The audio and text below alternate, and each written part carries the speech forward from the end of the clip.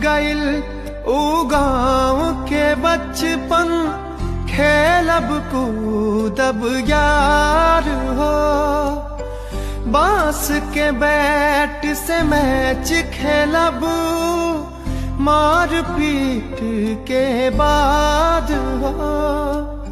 शहर न कब हूँ ऐसन लागे, शहर न कब हूँ ऐसन लागे, जैसन लागे गाँव हो। याद खूब आवे हमका खेत के डगरिया, याद खूब आवे हमका खेत के डगरिया। जहाँ बैठ चार यार घूमे दूसरे दुआर, घर आवत